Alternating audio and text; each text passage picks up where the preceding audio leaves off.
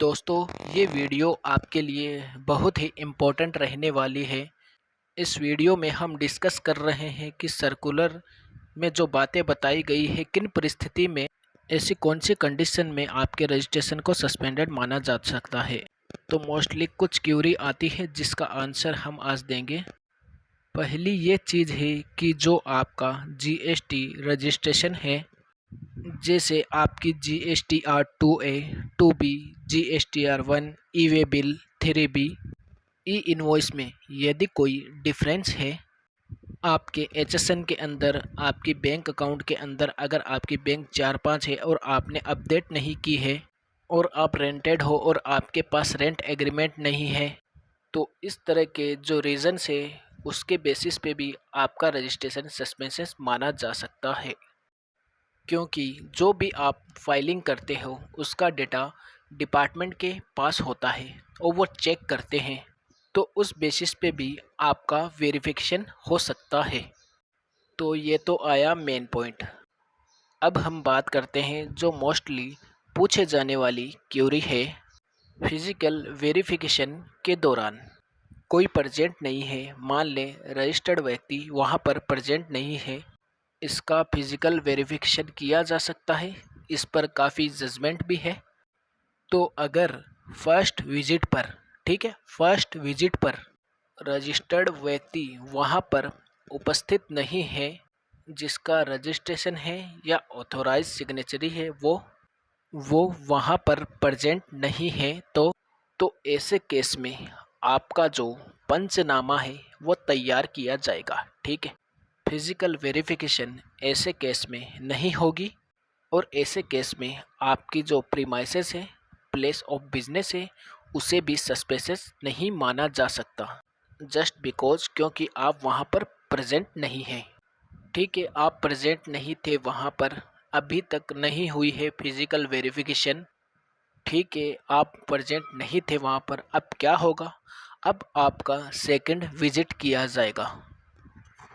ठीक है, और वो सेकंड विजिट कब होगा, 5 दिनों के अंदर अंदर विजिट किया जाएगा।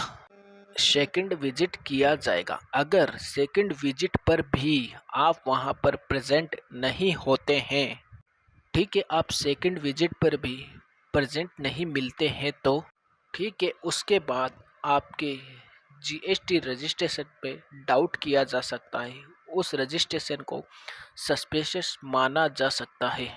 ठीक है, ये चीज़ आपको ध्यान में रखना है। अगर आप फर्स्ट विजिट पर वहाँ पर प्रेजेंट नहीं थे, तब आपको घबराने की कोई ज़रूरत नहीं है। ऐसा नहीं है कि आपके प्रेजेंट न होने की वजह से सस्पेंशन मान करके उस पर एक्शन लिया जा सकता है, इसको सस्पेंड किया जा सकता है। आपका जो सेकंड विजिट है वो ऑफिसर करेगा, वहाँ पर जो आपके लिए पंचनामा है वो बना सकता है, लेकिन आपके रजिस्ट्रेशन को सस्पेंस नहीं मान सकता। ये डर था कि हमारे प्लेस पर ऑफिसर की विजिट होगी, तो अगर हम नहीं प्रेजेंट हुए तो क्या हमारे रजिस्ट्रेशन को सस्पिशियस माना जा सकता है, फेक माना जा सकता है। तो ऐसा नहीं है। ठीक है, तो जो सेकंड विजिट है वो आपके प्लेस पर किया जाएगा। अब सेकंड ये है कि यदि जो आपका जीएसटी ऐप पर फ़ोटो अपलोड होगी, वो तो आप जानते हैं प्रोसेसर। अब यहाँ पर जो है वो 8 डॉक्यूमेंट वेरीफाई होंगे। आपका जो RAC30 है उसमें 8 डॉक्यूमेंट वेरीफाइड टैब है। किन किन चीज़ों को वेरीफाई किया जाएगा।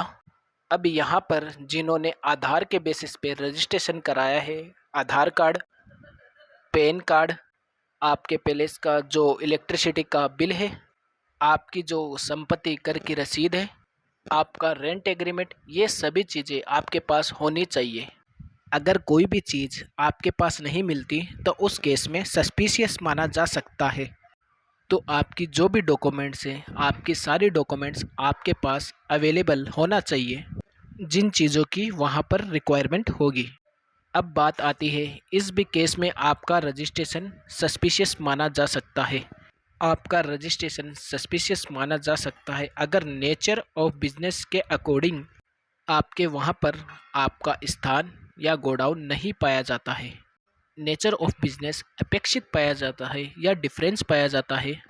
आपने जो नेचर ऑफ बिजनेस मेंशन किया रखा है उसका कुछ डिफरेंस ही मिलता है आपके प्रिंसिपल प्लेस ऑफ बिजनेस पर, उसमें भी सस्पिशियस माना जा सकता है। आपका सेटअप अलग है, नेचर ऑफ बिजनेस जो आपने दिखाया रखा है, आपका जो सेटअप है वो किसी और ही चीज़ का है, उसका लिंक ही नहीं हो रहा, तो ऐसे केस में भी सस्पिशियस माना जा सकता है। तो बेसिकली ये कुछ चीज़ें हैं जिसके बेस पे आपका रजिस्ट्रेशन सस्पिशियस माना जा सकता है। तो इस वीडियो को शेयर करने का यही था कि अगर ऑफिसर विजिट करे तो उस समय हम अवेलेबल ना हो, तो उस परिस्थिति में क्या हमारा रजिस्ट्रेशन कैंसिल हो सकता है, क्या सस्पिशियस मानकर एक्शन लिया जा सकता है। तो आई होप वो चीज़ें आपको क्लियर हो गई होगी।